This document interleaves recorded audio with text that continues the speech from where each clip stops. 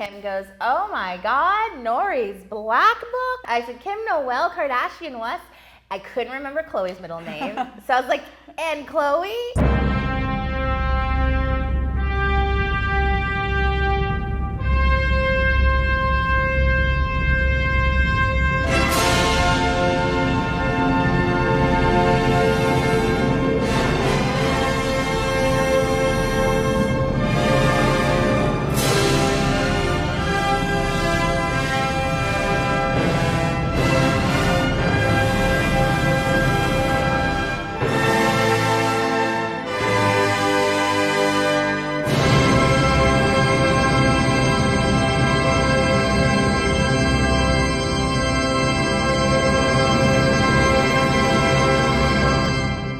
Natalie Franklin is a California-based writer. Specifically, she authors Nori's Black Book, which has been operating on Instagram since 2013 and may actually be one of the most iconic fan accounts ever made. The account's appeal is its voice-driven, sometimes speculative, sometimes satirical, rendering of the Kardashian world as seen through the eyes of Kim and Kanye's firstborn, Northwest.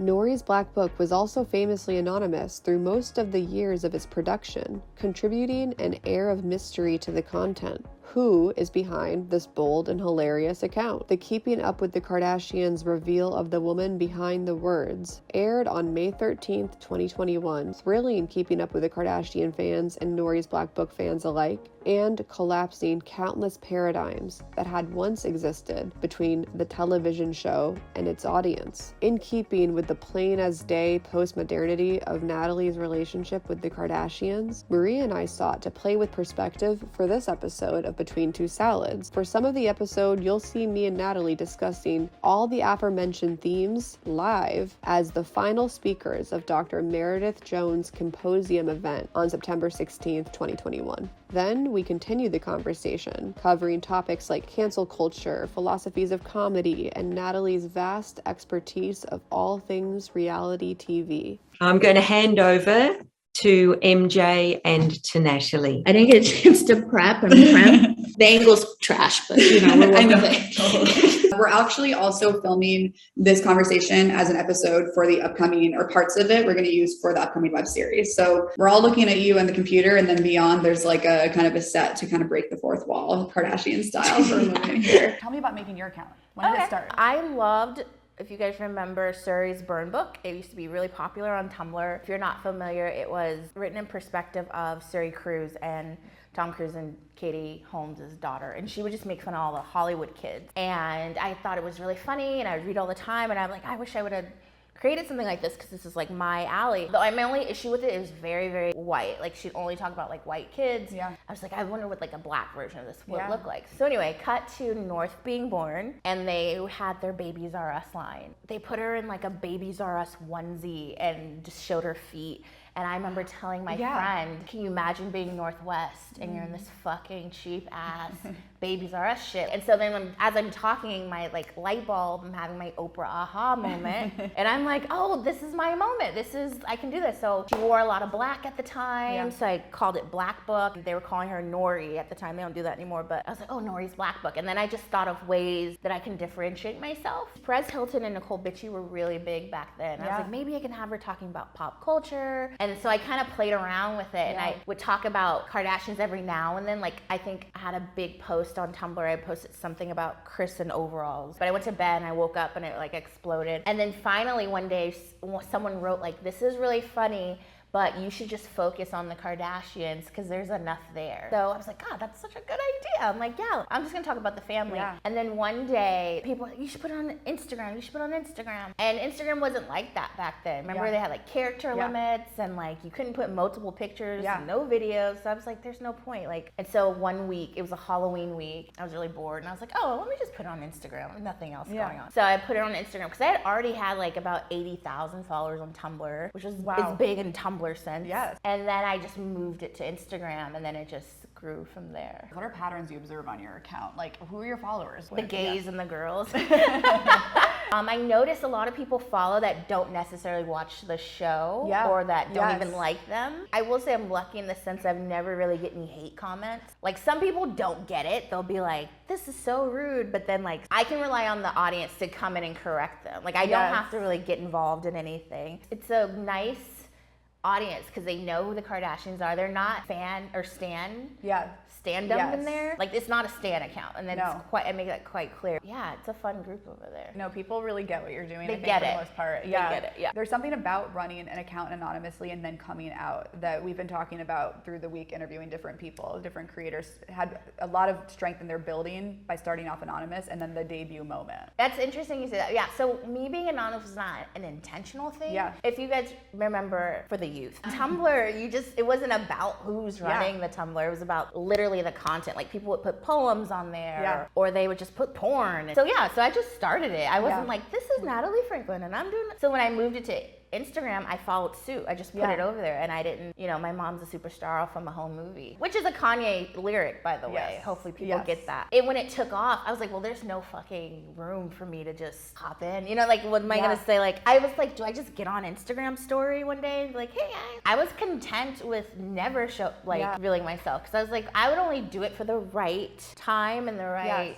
person, the right audience. Luckily that came along, but like I was never like hell-bent on like, how am I gonna do a reveal? You know what I mean? It ended up being like the most epic reveal we could imagine. Yeah, and then the perfect thing came along, and I'm like, this is it. Because even they were like, we can blur your face if you want. I was like, fuck no. No, this is the moment. We're doing this, we're gonna go balls to wall. Like put my government name, you can use my middle name, anything. And before we get to that, I want to explore a little bit about the world you created, because it is the Kardashians, it's their imagery, it's the stuff they put out, but you create like a whole like imaginative world. I think that's great. I've never heard that explained like that. 100%. And that's when we were talking about people get it. They can reference, like we see in the chat, like Dream Kardashian, Hope Fun, like Miss Jonathan. Like there's all these characters and scenarios that I've built. Like in my world, Chris is a drunk who doesn't do enough. You know what I mean? Yeah. And I think that's what with storytelling and the fact that people have really latched on, but that it's believable, right? People just love that version better than whatever manufactured version the Kardashians try to give us. Like, I'll give you the flawed version, and they try to give you perfection. I think it puts the fun back in, because, towards the end, Kardashians weren't that fun because it's very serious. And then, of course, you have the savagery, the sarcasm, and, like, like the truth-telling, but, like, in a fun way. Exactly. Like Scott dating these kids. We all know it's inappropriate, but still, let's just make fun of it. No, humor's, like, a great way to cope with the anxieties of real shit, real problems. And actually, with those moments in the family, you're able to find the comedy in that, and it's naming what's wrong, but it's in a way that people can like find that release too. Exactly. And I mean, it's not always easy, like Kanye and Kim divorce, because North is a real person. I have to be careful with some of the jokes I made about, like when he was having his meltdown on Twitter, I had to find a way. The good thing about North is I construct her to be so self-centered and so about the brand that I can always bring it back to her, always bring it back to the brand. Also, the family deflects using their brand too. So it's a way that brand creates a space for that distance. Yeah, well, look at Kim and Kanye divorce, and they're like, stream Donda. So it's like exactly. And like you can hear Chris, put it in your stories. You know they're gonna be watching it. Kylie's pregnant. Kylie swim. And I think what the Kardashians know, I'm mimicking them. Like even the Jordan thing happened, and I was like, the Kylie cosmetic collaboration with Jordan is 90% off. This stuff must go. I mean, they're people, they feel things, but I think also there's a business mind. Absolutely. So I mean, even when like her thing in Paris, right? They had footage still of her like coming home for the first time. They still recognize their public figures and they've given their life to us, so they will always give us like a little bit of something. You know what I mean? They still go to work. They still go to work. Were there any storylines, incidents in the media that were especially fun to inhabit North's like mind? Anything about Scott. Scott's the easy target. Yeah, he is. The hardest for me to write about is Kendall, because she's so boring. And I mean that in the nicest way. Like, reality TV people, you have to have a certain personality, and she's so boring / like normal. And I don't like making fun of her modeling, because that's like her livelihood, and I don't want to shit on the only thing she does, even if she doesn't do it that well. So I'm like, girl, I'll just leave you alone. My favorite to do, but I can't do it often, but Corey. My Corey posts crack me up. When he tried to whoop Penelope, like I'm gonna try to reference that any chance like even the Met Gala, he was holding on to his waist, and I wanted to post it, like, he's taking off his belt. It was a copyright picture, so I was like, fuck, I can't you gotta work with that too. Yeah, I gotta be mindful of that type of stuff. I feel like I have more questions around just what your experience has been navigating Instagram, these mediums. I mean, I put it on Facebook and I neglected it because I was like, nobody's here. Yeah. And then someone messaged me like, don't forget us at people on Facebook. So I was like, okay, for the aunties, I will put it over there. Twitter, I used to use Twitter to live tweet the shows. Oh, smart. Like you said, different mediums have different usages, and Yeah. sometimes there's stuff I won't post on Facebook because you won't get it if you're not on Instagram, or like Twitter's unique because they don't really come at you for copyright pictures like that. That makes sense. Do you have any characters in your world of the Kardashians that you're most fond of? Well, obviously North. Yeah. North is like a little bit of me, Kim, Yeah. Kanye, Kris Jenner, all like wrapped into one. And my second favorite, probably Rain. He's really fun to write about because he's such a wild child. And I have to like pull myself back because sometimes I'm like, fuck, I'm really going in on Kourtney and her kids. I need to calm down. The reason for that is because on the show, Kourtney and Kim have the most conflict. Yes. So it only makes sense for North to have the most conflict with Kourtney herself and thinking the kids are like, ugh. Well, and that's the essence of really good storytelling is conflict. Yes. And finding where that tension is. I do like writing about Miss Jonathan. I love your Miss Jonathan. Everyone loves Miss Jonathan, Yes. except for Miss Jonathan, but it's okay. Jonathan blocked me within like 3 weeks of running my account Fun. before I had any followers. And Bitch! Totally. I actually think Jonathan's funny, and I don't have a lot of shade to throw at Jonathan. There is shade to throw, but I don't. But like Jonathan couldn't handle even being deconstructive. Like Black trying to block me too. I think what it is, well, it probably is my content. Let me not lie to myself. I was gonna say the comments, like when they tag other people. Yeah. When people have tagged them, and I'm okay with getting blocked. Like if this makes your social media experience better, whatever. Oh, you were talking about this last night. You said that their growth as a brand kind of tracks social media. I remember when I got Twitter, my first Twitter follows were like Rob Thomas. The people that only the celebrities that had it, but I remember Chloe had it when she went to Miami, and she was like, I'm just figuring this thing out. After she left Miami is when she got with Lamar. And I think that was like the sweet spot of the series. Yeah. The Lamar and Chloe wedding is when they went to an hour format. And so Twitter had just gotten hot, so you can tweet about the wedding, da-da-da-da. So they just went up from there. And so as social media, specifically Twitter, because Twitter's like a real time that they kind of like grew with that. If there was Twitter when like Real World was popping, like they would be our social media stars today. Now reality shows are like machines for building influencer accounts. Right, and that's why when we see Housewives of whoever, actually, we're seeing this with Wendy on Potomac. Season 1, she's like, I'm a doctor, I've got this degree, I'm on CNN. Season 2, she's trying to put out candles. They just think, I've got to use this publicity. This is great marketing. This is a great attention. Like, what the hell can I sell? And this bitch is like candles. And that's what the Kardashians found out. They just were like, well, we're on TV. What do you, jeans? Okay, underwear, makeup. Yeah. Kindle, okay, you're going to go model. Yeah. Because if we didn't have social media, I don't know if the Kardashians would be as big. They would not. And what do you observe of fanhood? Fandom. Can we call it stan them? Stan is a whole nother culture. Like stan culture is dark. And I think the stans are the ones that can find no fault or like are completely ride or die, defend anything. It's almost like an ideology. Exactly. I think fans, like we can enjoy them and still acknowledge some problematic areas. Like I acknowledge they wear braids and do all this other shit, but I'm sorry. They're here to stay. And I think there's something that people find relieving about the fact that we name kind of what's being engineered. We name the systems that seem to underlie these stories we're being told. It makes people feel like they're not consuming the pop culture passively. There's a way to do it more actively and critically. Yeah, and have fun with it. Like we were talking about the seriousness of Kardashians or even the seriousness of the stans. They kind of suck the fun out of our like pop culture experience. Let's talk about your experience to finally debut your identity. I sat down by myself and they're just like, when they come in, just stand and wait, which I felt so fucking corny. So when they came, I was like, it was just weird. So they came in and Kim goes, oh my God, Nori's black book? I said, Kim Noel Kardashian West. I couldn't remember Chloe's middle name. So I was like, and Chloe? But yeah, so we sat down, we had lunch or whatever. But again, there's producers and camera people. Yeah. And they don't tell them what to say, but they facilitate the conversation. Like they'll say, oh, let's talk about the Corey post. Or didn't you guys say you liked that? They're like, oh yeah, let's talk about that. What was that like seeing them embodied when we always see them on screen? They looked really, really gorgeous. Chloe specifically took me aback for how beautiful she looked. Not like I didn't expect her not to look beautiful, but like her eyes were piercing. To the point now I'm like Googling, has her eyes always been this color? But I will say I had such a familiarity and comfortableness with them because I write about them so much, Yes. and I am overexposed probably. Yes. So seeing them in person was like cool and like whoa, but I wasn't like, oh my God, you know what I mean? Because I'm like, I see you guys all the time. It's almost like just catching up with a friend. Yes. And I think they have that effect on viewers in general. Like we all kind of feel like we know them. And then especially doing such work around them, that must be so intimate. But yeah, it was really nice. They're really funny. They're a lot less rigid as they appear to be. Like we were talking about, there's such a perfection. Yes. They're always wearing the right clothes, wearing this, saying the right things. But like they're really just like normal girls chit-chatting and gossiping and laughing and stuff. Kim cusses a lot, which was comforting.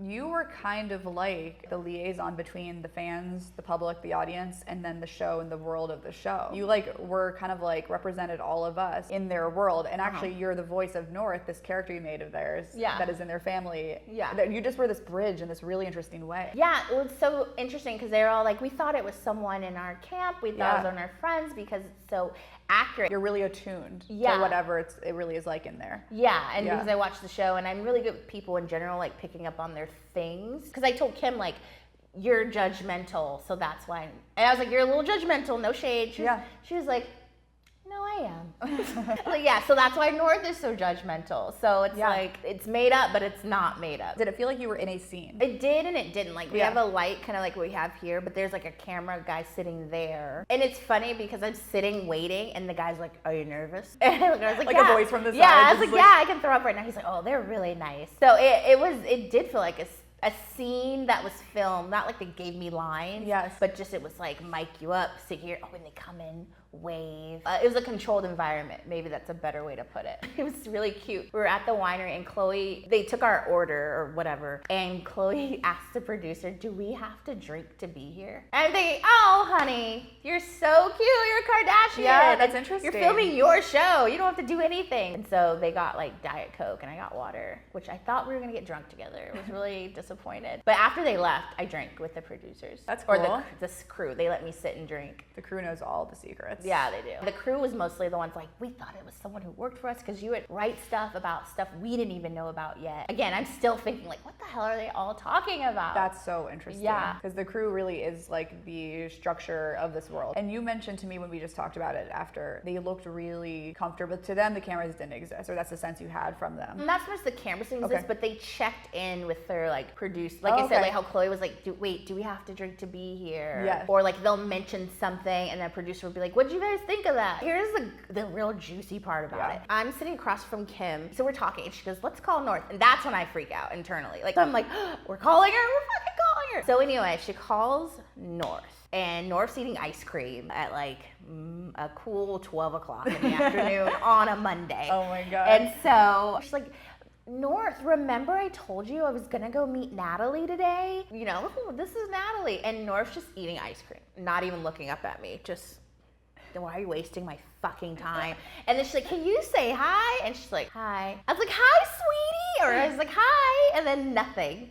And I was like, your ice cream looks good. Nothing. And then I look at Chloe and I was like, hates me. And Chloe's like, hates everyone. And so I was just like, this is so great, because if she was some bubbly, like nice kid, I would be kind of disappointed, or I'd be like, oh, this isn't my character. But it was like to the T, like not interested. I'm not even gonna appease you because you're with my mom. Because usually, you know, it's when you're kids and someone's with your mom, say hi to Miss So-and-so, hi Miss Jackie. No, she's like, hey girl. And it was almost like, are we done here? And then the phone got passed around to all the kids. Wow. Not to talk to me, obviously. To talk to Kim and them. Hi Rain, hi Mason, and all that. And I was just like, oh, this was so dope. FaceTiming with North was great. And then I later learned that, which is even more Northwest, North did not remember me, which was amazing.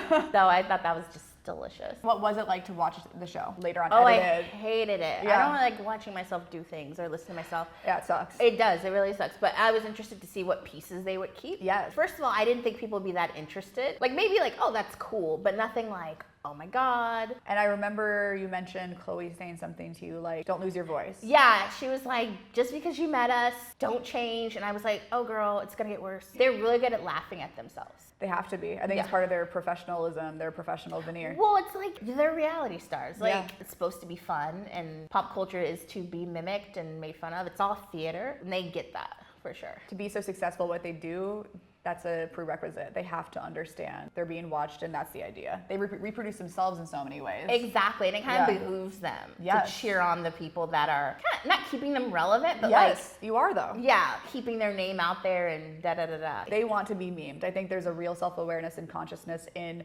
what the content they put out and how the internet receives it, and that's how I think you ended up on their radar. You're the best one out there. Oh shoot, I think we're running out of time, so I had more things to talk about. We can do it when we're done with this and just shooting. Maybe we should open up for questions. I'm very interested about the way we talk about the Kardashians in media. The question for Natalie is, I'm very interested in somehow, you know, there's a lot of internalized misogyny, and like, do you think there is power in sort of like speaking from the point of view of a child? Yeah, I mean, I never thought of that, but now you mentioned there is power in talking as a Black child, a little Black girl specifically. For example, because I'm Black and Nori's Black and Rain is white, I can constantly make these jokes about him going to jail and no one's gonna like think any of it. They might even root it on. So there's like a lot of things I can say when I speak through North, or a lot of things I can comment on the Kardashians because it's North talking. So there's definitely like some power in like North being this little Black girl that gets to talk about whatever she can tell Kim your braids look ridiculous, or tell Kim you're jealous because I have edges and you don't. You know what I mean? Yeah. I love that point of like empowerment and speech and like the places I get to go with North that I wouldn't normally get to go as an adult woman or any other ethnicity. And it was important for me, and I told Kim and Khloe this, I didn't take her innocence from her. Right. I cuss a lot, but I'm not gonna have North cuss. Yes, you know what I mean? yeah. I'm not gonna have her talk about sexual stuff or like adult things. She's just gonna have an adult air about herself. And my kid's very literal, and you know, kids, they say what the fuck. Well, we know North. She says whatever she wants to say. Thank you both so much. Thank you. This was fun.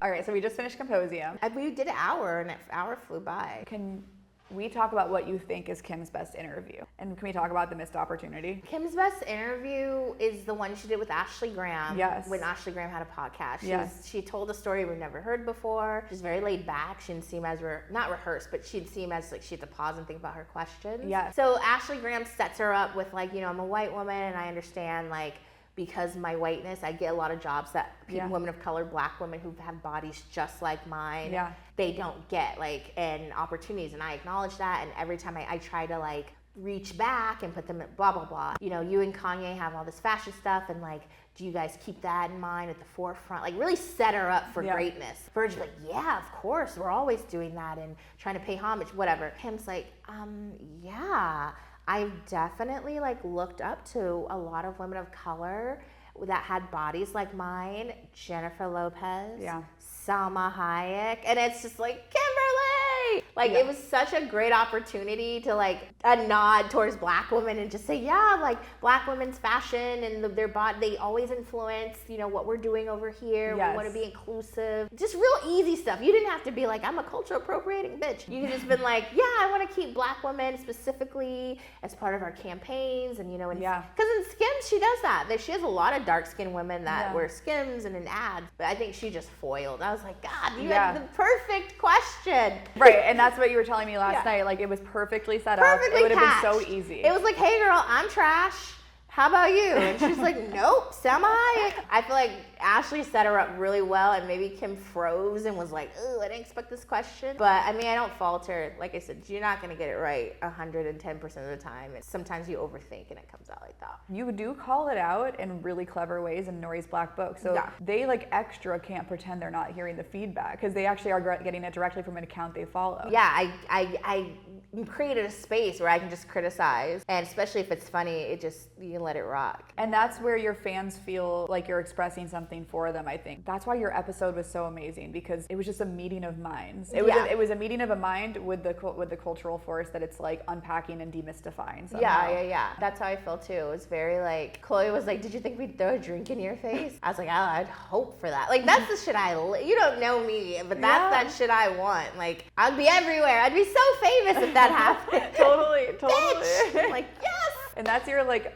preternatural understanding of media narratives. Yeah, media narratives and like there's no bad publicity. Yeah. People are so ready to pounce on the Kardashians. So any offense they make towards like specifically a black woman, because they already have these things about them that people think are fucked up. Because that's why everyone rode for Jordan. They were just like waiting for the opportunity. Throw a drink in my face on your own show. My God. And Oprah probably would want to have a sit down. Were you silenced or were you silenced? Oprah, I was silenced. They told me I still had signed an NDA. Like, oh, I would have, fantasy. It's a dream. Dare to dream. To that question, you don't have to say anything about it, but you signed an NDA. Yeah. Is there anything juicy that you can't say? Not really. That's why okay. I was like, God. And only signed one, and it was for E. It wasn't even like a true Jenner Communications, but nothing juicy happened, which is funny. Everyone asked that because they've built such a salacious theory. What's going on? But yeah, everyone's like, did you sign an NDA? What can you tell us? I was like, we had lunch. Like, there was hella people there. Like, there was nothing like you pretty much saw it. It was nothing too crazy. What do you think? So the Kardashian conflict, those fights that are iconic that they have, how does that factor in, do you think? Except for the Kourtney and Kim one, that was clearly like a one-off, like a just spark like moment. A real spark. Yeah, okay. Because you can see the moment Kourtney got triggered. But I think when they like come together to talk and it turns in, I think they're saying, okay, let's talk about ...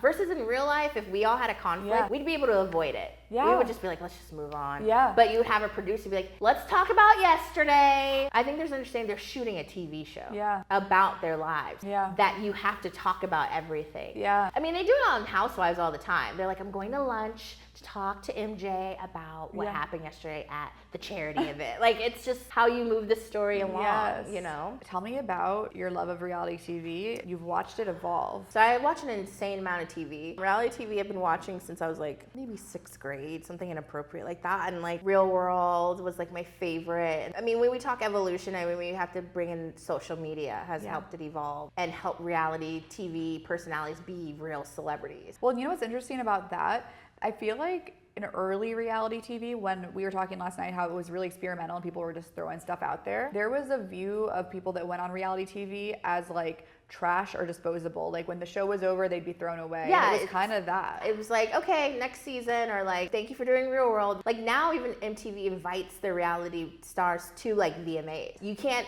to your point of disposable, you can't be disposable when you have social media. Right. People want to follow up and see they've got attachment to what was your personality, but now in this world is so much a brand, and like now social media legitimizes their presence. Absolutely. Because with Real World, it was, if you remember, it was just that city and then the cast was done. And then they did Jersey Shore and they kept the same cast. They recognized like, oh wait, these are fan favorites. They're characters because too. They can see it on social media. Yeah. There's definitely that exposure is so valuable in today's world with social media, not like it was like in the 90s or whatever. When it was so experimental.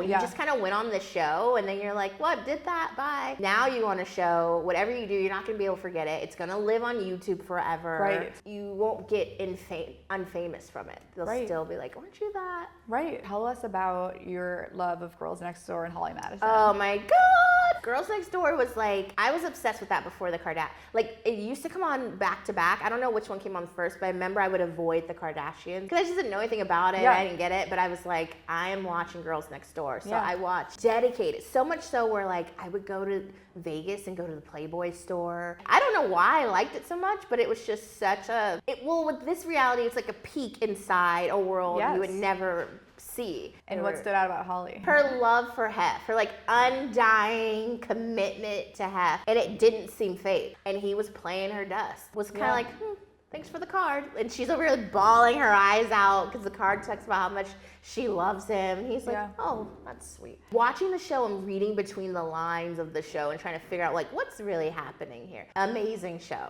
It's really, really well structured. And it wouldn't happen today because Kendra wasn't even 21. Turned 21 on the show. Right. And Hef's like 98. And I'm That's like, wild. It was a different time. It was a different time when, like we talked about, when they just let anything fly on reality TV. Yes. Like there was no real moral compass to it. what's going on. How did that start? When did we notice the moral compass come in? Twitter and things that you can have these live discussions, very public discussions, where someone can be like, this doesn't seem right, and then be like, yeah, it doesn't seem right. Da, da, da, da. I mean, we're seeing with cancel culture, which nobody's getting canceled. That's because of Twitter. We can keep it at the forefront, keep reminding people. Yes. Like the Jeopardy thing. If social media wasn't around, that guy would be hosting Jeopardy. And it's not like the company got some moral, like, hey, sexual assault. They're like, oh, that's bad for business. It's proof that the people won't accept it and they're looking to market to the people. That's what it is. Like, they're not going to spend their dollars or spend their time with us. Yeah. You gotta go. Cancel culture is not based on right or wrong. It's just like, we're not going to make money with you. You know what I mean? Totally. And no one's getting canceled. Who is nobody's canceled. You might lose a job or two, but like, nobody's actually like, get out, like, exile, you know what I mean? There are certain people that can never be canceled. They're always going to have an echo chamber of people who support them.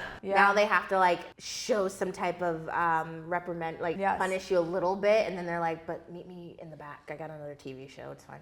They wait out the media cycle. Yeah, they'll just go somewhere else. Yeah. Do you think this applies to, like, the institutionalized celebrity or in smaller ways too? Because I feel like I know someone that was canceled in Brooklyn and she had to move and she's been rebuilding her life ever since. And so there's shit I think on a lower scale or like smaller scale. Probably it's easier on a smaller scale, but like when you hit a certain level of fame and notoriety, there'll be always someone interested in working with you. And not to say that you shouldn't have room for redemption. I don't want to put that out there, but I just don't ever think it's like the end. Even with Louis C.K. Louis C.K.'s at a point where like cancel him, don't cancel him, he still makes money. He could probably go write a movie right now. You wouldn't even know he wrote it. It's about power. So the more power you have, the more it's not, straight men are the ones that are like, cancel culture's ruining comedy. It's like, interesting. You weren't talking about anything controversial before, so what were you planning? So when Kevin Hart had his thing, and all these men played Captain Save-A-Ho, I don't understand, but like, Dave Chappelle had a special and he dedicated like a good portion of his set to him, and I was like, this is so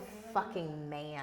They really do watch out for each other. Like no one's like sticking up for Kathy Griffin or Monique when she was in her Netflix battle. Yeah. But like Kevin Hart clearly made a bad joke, won't apologize for it, lost his job, and it's time to come to his defense. I'm just like, but it was a whole segment about like cancel culture, and it was weird. It wasn't even funny. I was just like, why do men do this? Because Kevin Hart will be okay. He will always be okay. Can we talk about your admiration of Chris Rock? Yeah, Chris Rock is my idol. I just always liked his comedy because it's really smart. Yes. And it's just extremely funny. I remember watching, I think, Bigger, Blacker, Better in DC. Me and my parents when I was like in middle school. And I pretended to be asleep so I could watch it because they weren't going to watch it if I was awake. And so I was like, no, I'm going to go to sleep. I'm going to go to bed. So I just watched it while they watched it because we were all in the same room. If I'm feeling like, not down, but like need something, I will Google his Inside the Actor Studio. I like stories where you can tell like the universe was involved. Yes. So he has a great story about how he was going to see Eddie Murphy Raw in theaters, and who's his idol. And he had a newspaper and it was talking about, you know, open call or open things for being a comedian, and they were going to take the first, let's just say 15, I'm making that number up, take the first 15 people. So he literally left the movie, like didn't go to the movie, walked to the comedy club, which was hella far, New York blocks. He said he walked there. They were taking the first 23. I need a random number. He gets number 23. You know, like Goosebumps, right? And then he like does it, and he said he just wanted to try it, and he was done with it. He was like, all right, tried that, and I'm just gonna go back to the movies.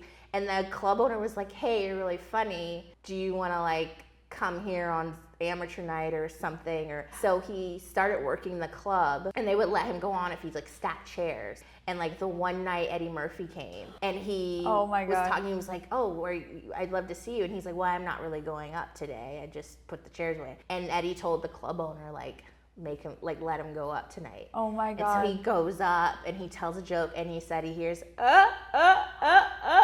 and he was like, the classic laugh. Yeah, he's like, I made Eddie Murphy laugh. And then from there, Eddie Murphy's like, yeah, I'm shooting Beverly Hills Cop. Do you want to come and be in it? And it's the first time he's ever been on a plane. Oh my God. It's the first time he's ever had shrimp.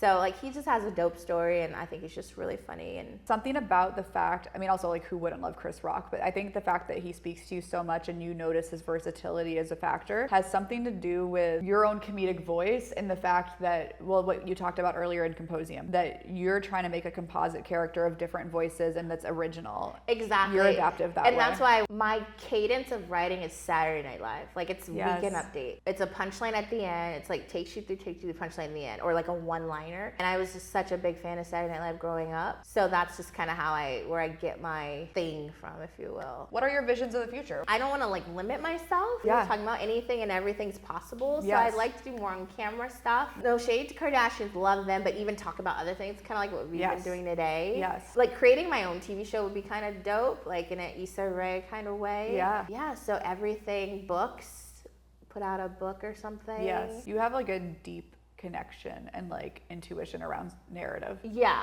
and I think it's come from being only child and spending a lot of time alone. Yes. So you're in your head a lot, imagining things and drawing things. And like I said, I watched a ton of TV, so I have stuff to build off of, or like things I think about, which I'm lucky because not a lot of people have a good imagination, and I feel very lucky to have such a vivid imagination and a wild imagination. That means like anything I think of, I can do. We are talking at a moment in time for you where you are someone on social media for whom the possibilities are open and endless. But like you're at that helm right now. You're that story. Definitely feels like I'm still in my mixtape season. I'm like waiting for my Lil Nas X moment of having my first album. It's a fun time where you're still doing, you know, a features here and like what we're doing, and then I'm just like, when's my album coming out? I used to read like Kanye's interviews, and he would walk around the mall and say, well, I better enjoy this now because I'm not gonna be able to do this. And I put that in my head too. I'm like, well, let me enjoy this now because I'm not gonna be able just to walk around anywhere. You know, you have to like believe in yourself. Yes. It sounds like for you, there's excitement. You're able to channel it into excitement, not fear or anxiety. Oh, no.